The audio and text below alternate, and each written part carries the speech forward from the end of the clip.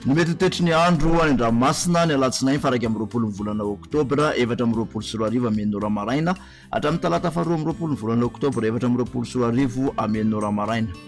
Tsy misy filazana manokana mahakasika ny alin-drano. Motsiraka atsinanana tanjona bobaomby hatrany amin'ny tanjona angotsy misy orana mahalana ny andro ho avy atsimo ny rivotra ka ho 20 ka hatramin'ny 7 km isan'ora hatrasa 520 km isan'ora ny avaratry Voemary. Andranomasina avy nionja anodidina ny 2 metatra. Tanjona angotsy hatrany manoro anorana mahalana ny andro ho avy atsimo atsinanana ny rivotra ka ho 7 ka hatramin'ny 20 km isan'ora. Andranomasina avy nionja 2.5 ka hatramin'ny 2 metatra.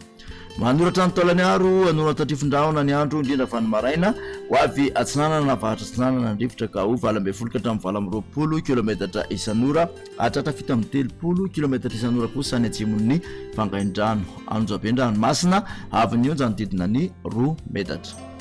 Taolaniaro hatrany amin'ny tanjona vohimena isy tandrifondrahona manakaiky ny taolaniaro omaina any akafa ho avy atsinanana ny rivotra ka ho 20 ka hatramin'ny 520 km isan'ora. Andranomasina avy nionja 2 ka hatramin'ny 2.5 metatra.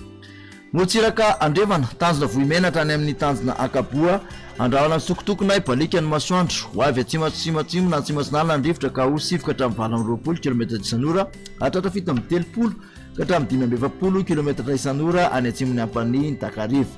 Atindim-panonjana Andranomasina avy nionja 1 ka hatramin'ny 2 metatra hatratra 2 km kosa any atsimon'ny ampany.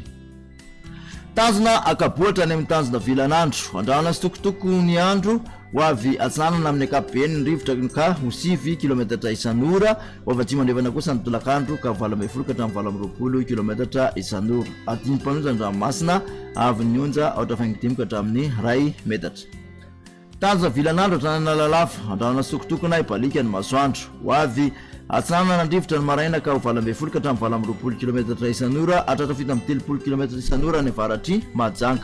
Ho avy avaratra andrevana kosa ny tolakandro ka ho 7 ka hatramin'ny 20 km isan'ora. Atindim-panonjana Andranomasina avy nionja anodidina ny 8.5 metatra. Analalava hatrany amin'ny tanjona bobaomby isy tandrifondrahona manodidina ny Nosy-be ho avy atsinanana ny rivotra ny maraina ka ho 7 ka hatramin'ny 20 km isan'ora.